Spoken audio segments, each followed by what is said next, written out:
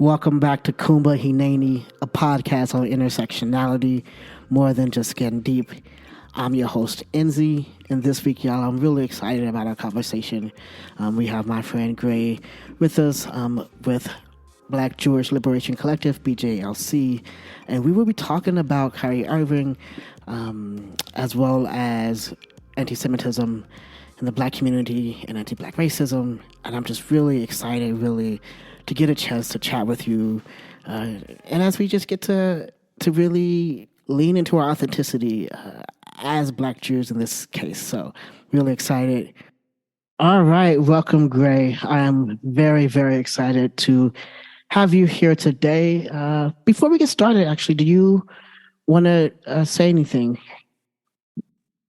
I think, well, we're recording this in the morning, so I think I'll say right now, good morning. And if it's not morning when folks hear this, good, whatever time of day it might be. I want to say part of the way that I orient myself to time and space and where I am in conversation oftentimes is first and foremost like an acknowledgement of like where we are in Torah. I find myself very grounded in Torah. And I really get to start my week both grounded in studying Torah with other Black trans Jewish folks. Shout out to Black Trans Torah Club. And I get to start my work week talking to you, Enzi. And thinking about Torah this week is so rich with so much of the fraughtness about how do we follow the path that is set out for us, that we know actually forward is better and that the future is calling us, is beckoning us. And the ways that it gets messy on the road, that our growth, that our choosing presents both new challenges and new opportunities for us. So I'm thinking a lot about these moments and what does it mean to be out here thinking about the lesson is don't abandon the movement, don't abandon the work, it's actually the hold that forward will bring you what you are supposed to encounter. So I'm excited to be in a little bit of conversation about what we're going to encounter in our forward if we get there. Yeah. Thank you, Jan. I'm really excited about that. And you know, folks know that this is pre-recorded, and so I am going to name that this is election day that we are recording this episode, and it's before the election. Many people are still voting. Thankfully, I was able to vote by mail weeks ago, and this is a very interesting day. So I already told you this, but one of the things that I'm constantly mindful of, and I think we've mentioned this several times to each other at different times, but really thinking about over the last decade, particularly how often our community breaks our heart as Black Jews. And I typically speak through the piece of as a Black person who happens to be Jewish. And right now there's constantly, this isn't new, where there's a hyper focus on anti-Semitism coming from Black folks, whether it's Black women, Black men, athletes. This isn't new. And this time around, it feels slightly different. I think perhaps some of it is because some of this stuff is very blatant, and I'm gonna, without going into too much details, but I'm gonna talk about Ye, right, and how in which there have been folks in our community who have said he's speaking nothing but truth, and yet would not think that he's speaking truth when he said that slavery was a choice, or starting off the week with his controversial month with White Lives Matter, and so the realization that sometimes people will willfully put things aside. From whatever perspective they're coming from, and also being mindful that when it comes from people who you love and who you care, it hurts. And the biggest piece for me is it hurts around not being able to, for people to not be able to see my humanity. I've said it over and over again. I don't like when people can't see my humanity as a Black person. And that's, as a person who is an African descendant of slaves, who, according to the Constitution, at one point was not considered fully human, I get a little sensitive about feeling as if I'm not, my humanity is not being recognized. And this morning, I ended up having to end a Facebook friendship with two family members. It's not just about Facebook. When I end Facebook friendships, it's actually about relationships and needing to separate myself from toxic behavior. I will say this one thing before we get going or get going more is one of the things that I want to be clear about, because the number one question I've seen is, how is this anti-Semitic? That is one of the most questions I've seen, particularly related to Irving.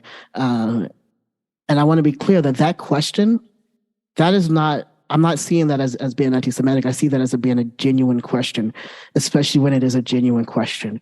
And so all that to say, yeah, let's just get started. Let's just start off with talking about the little bit of what you know about the Irving situation. There already has been a podcast out by a colleague of ours, so we'd love to hear a little bit about that. And then maybe if we have time towards the end, we could maybe talk a little bit about what this may or may not have, what it may look like after the election today. And then maybe hopefully we'll do a follow-up and hopefully be wrong about some of our predictions. But all right. I would love it if we could end up on the other side of this and be incorrect and wrong about our predictions. But like our good ancestor Sis Yosef, sometimes we got to accept that some of our predictions ain't too off. That we actually might know that 7 years of famine and 7 years of abundance, and we actually got to prepare for both. So I think if nothing else, some of our predictions are about how are we preparing for the world that we know we have to contend with.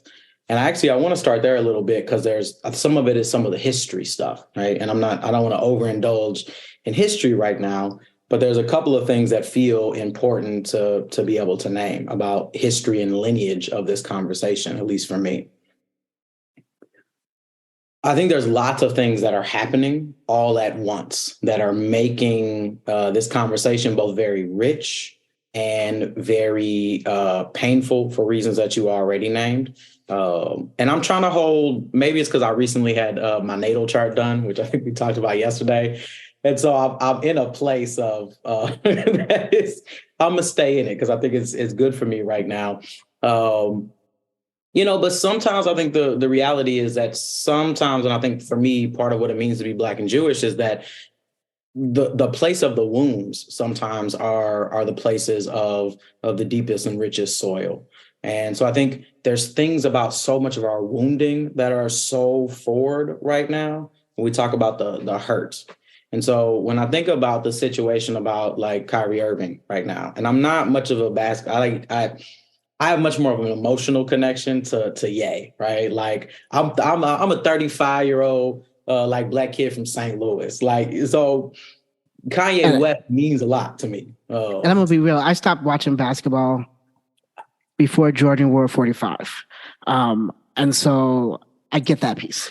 Yes, right. But I just mean that in a way to say, like, there's to hold that, there's been all this attention recently on like parasocial relationships. Is that what they call them? Like, love for celebrities, et cetera. And like, it is a real thing, and it's a real part of how we relate to the world around us. And so for me, it feels like there's a part of me that I deeply love, and I'm not going to stop loving on that, like, Kanye West meant a lot to and has really shaped. And I can imagine that might be true for some folks as well in relationship to Kyrie Irving.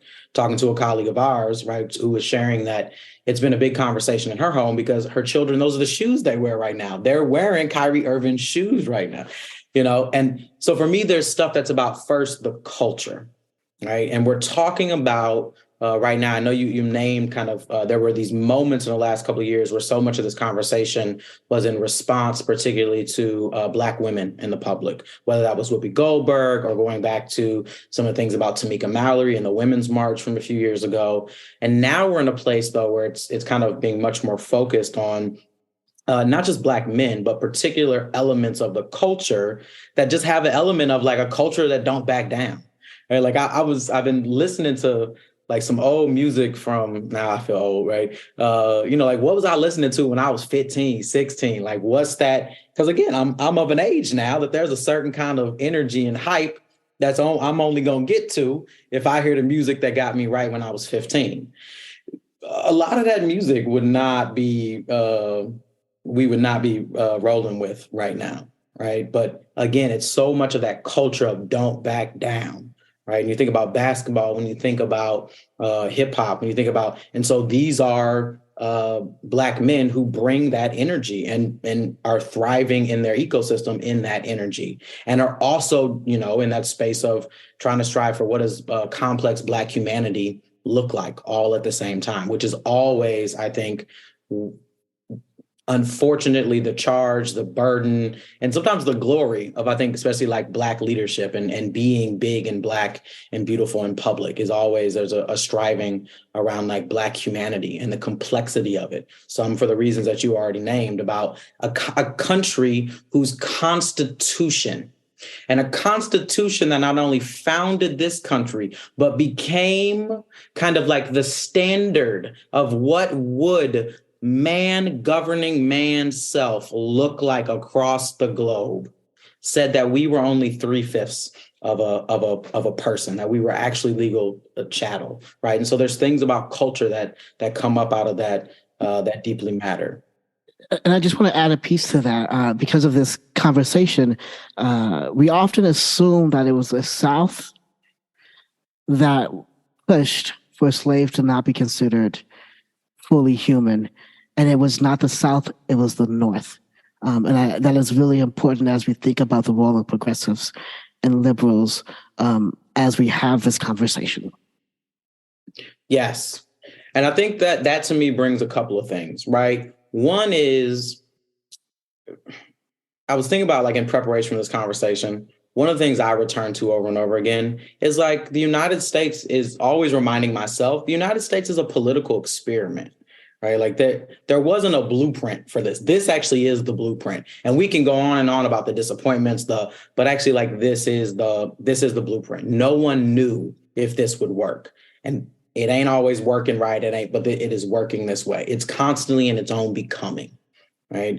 And we're constantly kind of trying to figure out what it means to be becoming American. And I mean that in all of the complex and narrow and wide and broad ways that can mean, right? But what does it mean to be here? Figuring out how to be here together. What are we, right? And, I don't know if it's the older I get or what, but the more I get clear that I call myself like a Baldwinian patriot. And I think about the patterns of this conversation, right? Because it's not a new conversation, right? I go back to, for years we've talked about a piece that James Baldwin wrote in I think 1967, and it's happening in a very particular context of this. It is, but he writes this piece in 1967. The Negroes are anti-Semitic because they're anti-white. I'm starting to learn a little bit of expansion of that history of some of the things that are happening. So, there's things that are happening in terms of schools in New York City between Black parents trying to build community schools and, a teachers union that is largely white Jewish teachers, and the collision of power and interest there. And then the cultural things that are happening on top of that. What's happening at that time around building Black power and Black American consciousness and the civil rights movement and hope and progress, and might sound familiar in some ways about these tension moments of defining moments or eras of America and her people collectively, right? And so some of that feels different right now, is its own particular energy of this moment right now, but it's not new conversations. And I think it's both the learning more about the ways that Baldwin and others were also standing up against kind of the kind of Black intellectual class at that moment around anti-Semitism, all at the same time, and the complexifying realities. And so how do we hold with the Kyrie Irving situation of Kyrie Irving likes conspiracy theories as a thing, I would say. I remember years ago, it was flat eartherism. And I don't know if folks recall, go look it up, his apology about when he started to post about believing that the earth was flat.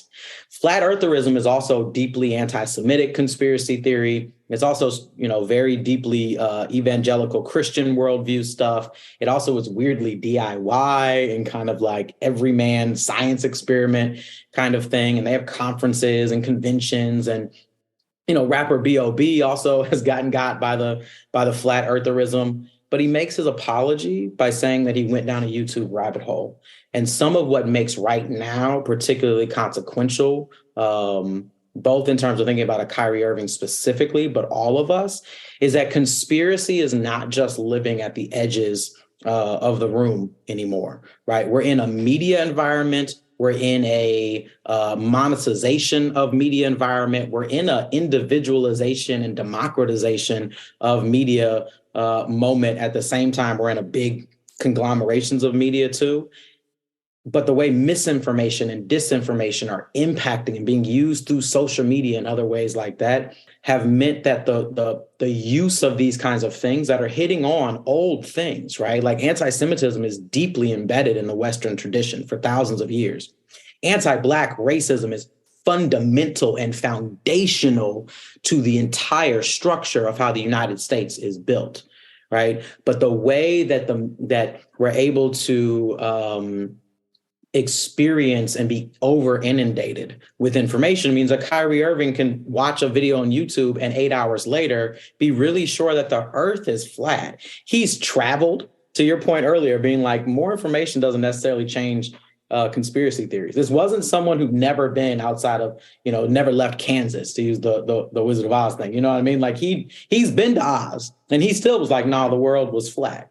So I think there's things about that of remembering, like Kyrie Irving is also just a dude. He's not, and expecting him to be more than who he is also, there's something else again about our overall culture about that both is about the expectation on him as a Black man in the public, but also our expectation of our heroes and is always a thing I think we struggle with as a culture, just to kind of bring us back down.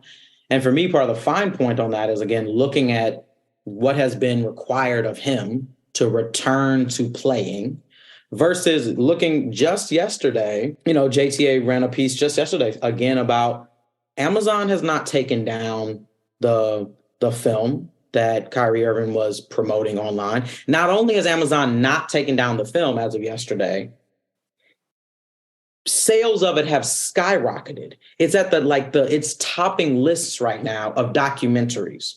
So it's also in the documentary category. So it's also validated by Amazon and its metrics and things. The book that the film is based on also now is on some bestseller list. And still, we're in a moment of over focusing on a conversation about Kyrie Irving. I'm like, isn't he Kehlani's ex-boyfriend? Like, let's come back to Kay. A lot of people won't know what I'm talking about when they listen to this, so keep this or cut it out. But can we go back to that Kehlani energy of like being unbothered and focusing on Amazon is, again, a corporation that moved through this pandemic exploiting workers and exploiting conditions that fundamentally are reshaping the world, still managed to rack up billions of dollars in profit, again, is now profiting from this entire moment, as has right-wing media profited from the Ye West moment. I'll pause there. I mean, that's a lot. And I mean, it is, right? Like, and also you're highlighting a lot of unfortunate and yet real things that we consistently see.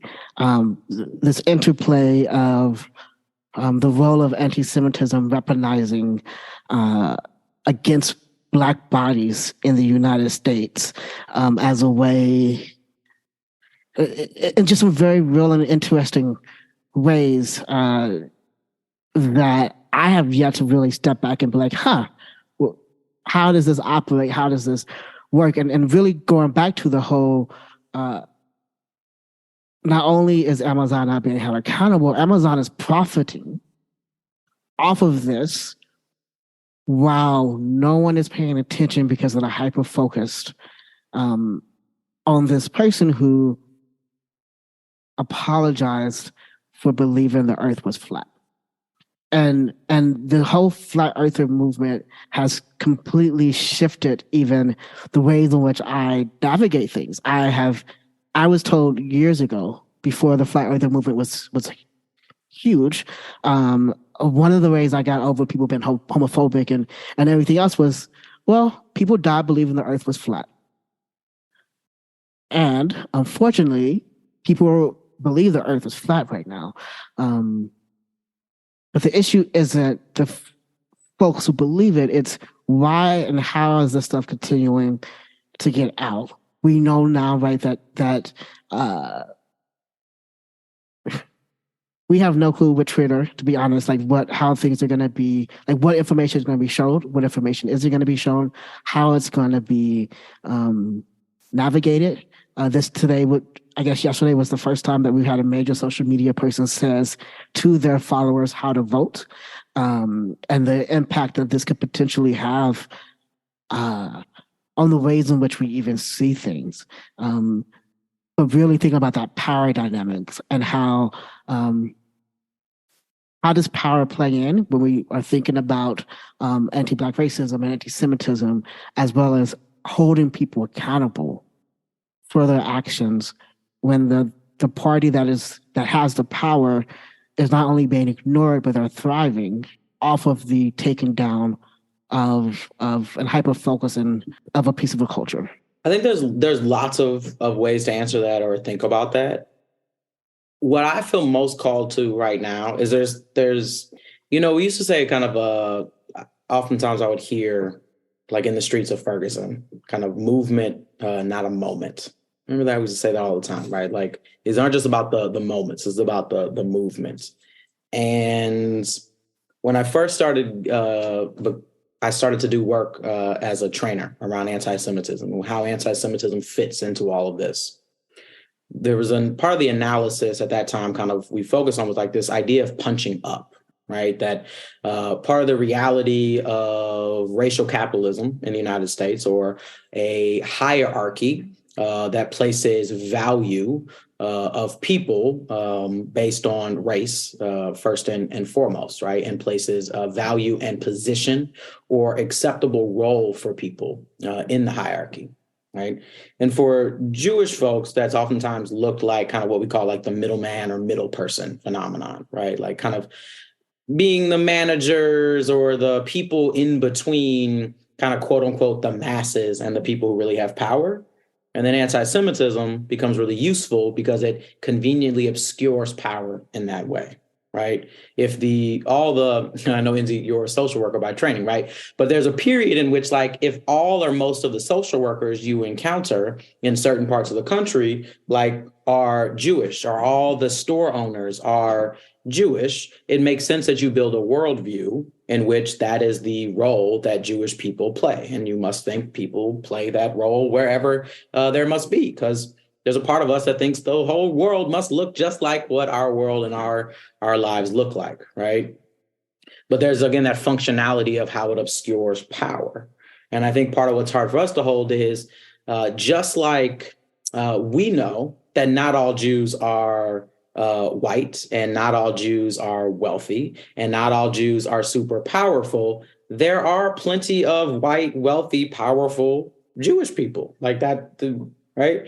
In a similar way, just because there are powerful, wealthy Black people certainly does not mean Black people overwhelmingly have wealth and power. Pick any, I don't care what study, I don't think we need to.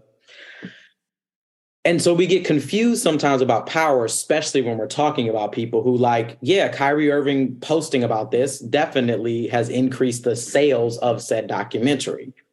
Kyrie Irving that's the extent of his power actually there. He has influence. And so you can tear down and make sure, he loses endorsements or create conditions but you're still not actually dealing with what the actual problem is. And what the actual problem is that we're at a moment, right, where so much about our country feels so tense and so broken down, and we're struggling to figure out collectively like what Ford looks like. But what we know is that the version of this that we've built is not working well for us. And we're watching the way the seams are coming apart. And it looks like increases in anti-Semitic attacks, but it also looks like, based on federal data as of last year in 2020, a 70% increase in anti-Asian hate crimes and a 40% increase in anti-Black hate crimes. And I very, very rarely hear anyone talk about violence against Black folks as hate crimes, or talk about the increase in violence against Black folks as a part, again, of this like white nationalist, right-wing consolidation of ding, ding, ding, power. And so we're watching again as we're continuing to spin our wheels and fight, while actually more of us are being collectively harmed. And yes, it is true that sometimes we're hurting each other, that again is not actually the place of our fighting. That actually can be the place of our healing. But how do we figure out what forward looks like? Because we know that we as Jewish folks are feeling pressed and stressed about this moment. We know all the data, all the Jewish press is telling us over and over again, it is getting more and more frightening out here. We're seeing more and more instances of anti-Semitism. And we know that, I've heard over time as well, like, the path forward is solidarity. And it's, again, remembering, just like Torah asks us or charges us again and again, is to choose. Like, we have to choose solidarity. And so these are the moments of us deciding, like, are we going to choose to take all that big hurt and all this big pain that we have and actually be together with other people who are also hurting? Because what I'm seeing in these conversations still is I'm seeing a bunch of hurt Black folks. I'm seeing a bunch of hurt Jewish folks. I'm seeing a bunch of hurt Black Jewish folks. I'm seeing a bunch of people who are really hurt and trying to figure out how to understand this moment while all these big forces are happening around us and getting more and more consequential. I mean, that is the piece, right? That there's so much hurt in general, just in general. And at times the question around like how do we move forward is interesting. And also I want to go back to one thing that you said, which is anti-Black hate is 40% on the rise. I want to name that 40% is after it's already after a lot. It's already after something that is a piece of the fabric of the nation. A piece of the way in which we operate things. And I also want to name a piece of reality, and that is in many states, the only way to report a hate crime is by reporting it to the police. And so that also means that there is a lot of hate crimes that go unreported. And so even the numbers we have are skewed by what we would imagine, by what we would imagine is the case. I don't want to shift gears too fast. And as we talked about the cultural and power around influence versus power around the messages and what is considered a documentary and all those different things. And with today being midterm elections, would love to hear if or what you think any implications of one of what this moment may mean for the election. And I also want to go back and say something first before we get to that part. And that's really this moment is a time where the question and the importance of asking how do we navigate this piece around anti-Black racism and anti-Semitism, how do we have really in-depth, important conversations, to me is a question I keep sitting with as far as like how do we move forward. And so with that question of how do we move forward, I would love to hear what you think about what hopefully doesn't happen, but also what some of the implications of now may have with today's election. Yeah. This has been a thing has been interesting to me for a while, for I think a few different reasons, right? I think a lot about kind of the increasing consequence of elections right now, both in the context of increasing polarization, kind of political polarization, that increasingly looks like we're more and more disagreeing on kind of what used to be some basic facts People are more and more digging into the trenches of their ideologies and their media consumption. We're, of course, seeing increased polarization around the economy, et cetera. But I don't always see a lot of interest in the wider world about like, what does that mean, particularly for Black folks, for whom so much of quote unquote the goodness of America has been built on the suffering of Black folks, full stop. And like, what does that mean, of course, in the lineage of voting? Because also through the fight of Black folks, we've seen kind of more and more of the promise of America become possible, right? Like, I'm a firm believer of like American freedom exists because Black people in America made American freedom real. And what does that mean in elections like this, right? Both where we have more people voting overall, full stop, since since kind of Obama's first time, so that there's just been an increase steadily in elections. And also we're seeing a more multiracial, multi-ethnic, more kind of economic populism growing on the right. And so I'm really curious, and I wonder about moments like this of what is this going to do to Black voters? We know that there's like just there are districts all across the country where small numbers of voters really can turn the tide. And we know that particularly kind of quote unquote, the rising American electorate that everybody got so excited about, and the rise of Black voters and young Black voters and these new places of contestment, if, and some of it is the question of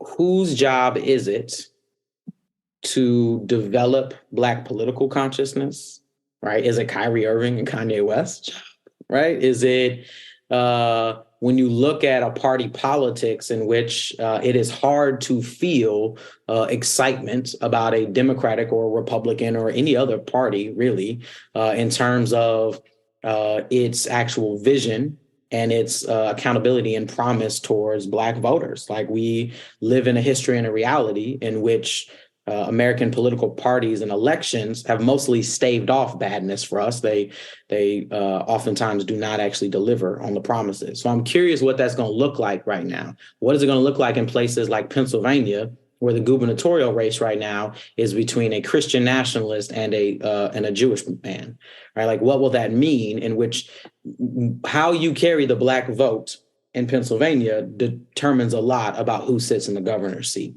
right? Like, is this conversation enough to actually either move people to not turn out to the polls? Is it enough to shift the way that people vote? I think there are really big questions about that.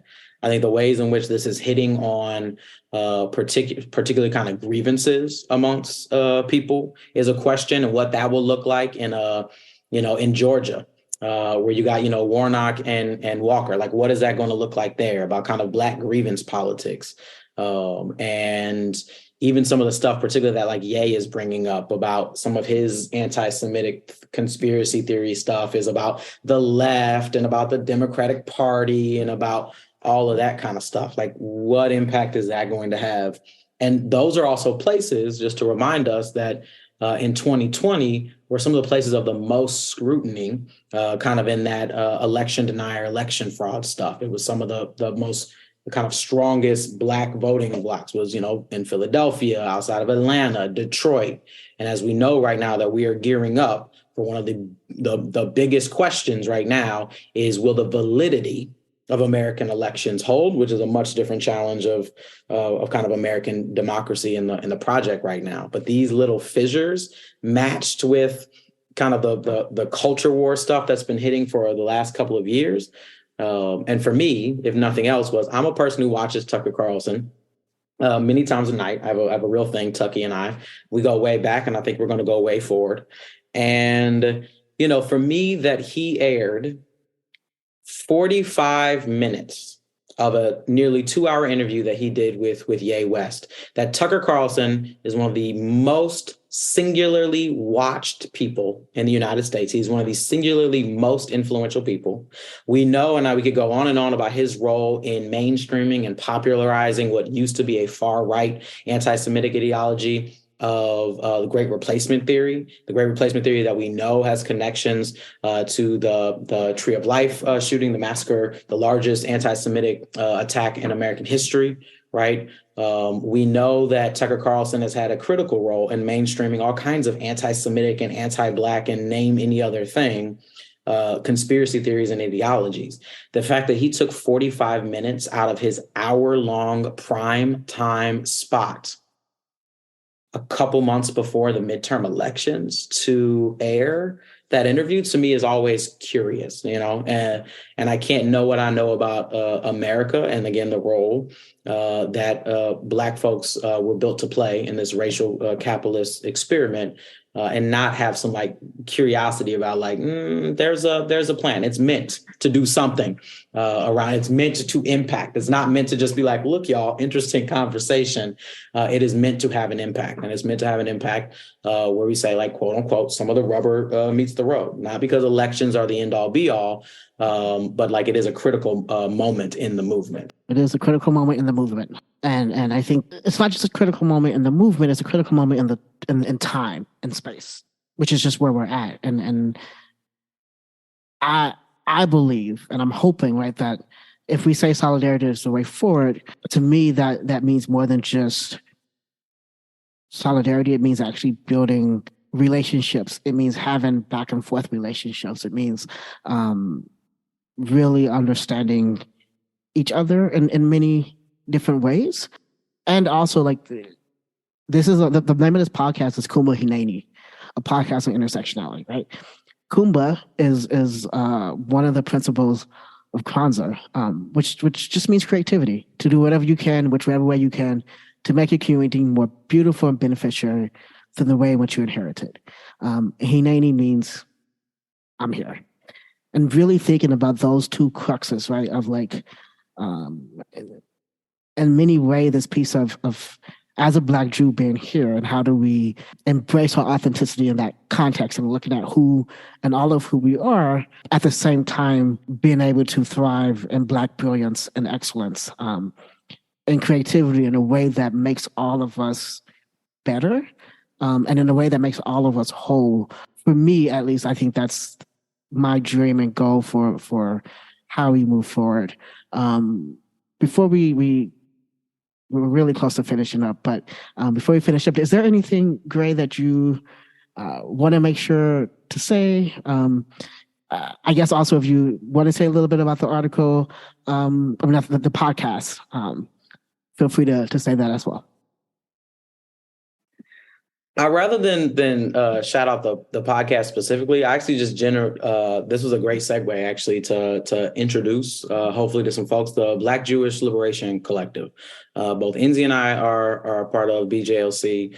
I'm a day one. I'm a part of the core team, Core Rev, but also am one of the founders alongside some of my most beloved siblings.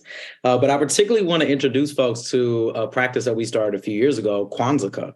One of the funniest moments for me, in some ways, I'll call it funny, about the Ye interview was there's a moment in which he's asked about his kid's school. And he says he's upset because his kids are learning about Kwanzaa and not Hanukkah, because he believes, as he shares, that Hanukkah is a holiday about financial resilience or wealth building or something, which of course is laughable, because I was like, that's not what that is.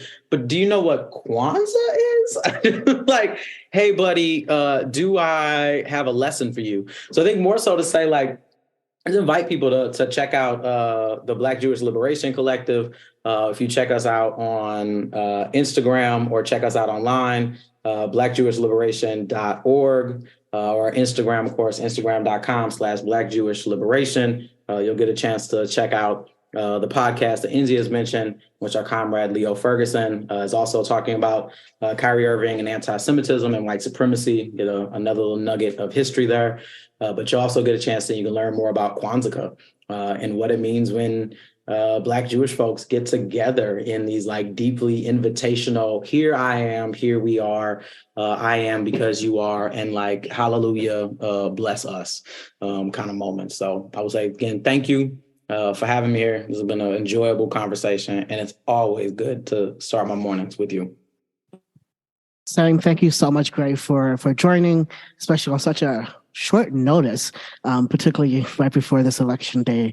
And just really, clearly, I enjoy starting my day off with you, and really just looking forward to what this moment looks like and how collectively we can move forward. And I'm really just excited about the role as Black Jews that we get to play in thinking about and shaping how we interact and how we move forward with all of who we are. So again, thank you so much. I hope to have you on again. I'm sure we'll figure that out. And until next time, thank you all for listening to Kuba Hineni, a podcast on intersectionality more than skin deep. Until next time. Kumba Hineni, a podcast on intersectionality more than just getting deep, is a part of the Jew Folk Podcast Network, a product of Jew Folk Inc. You can email the show at podcast@tcjewfolk.com. For more information, go to tcjewfolk.com/podcast.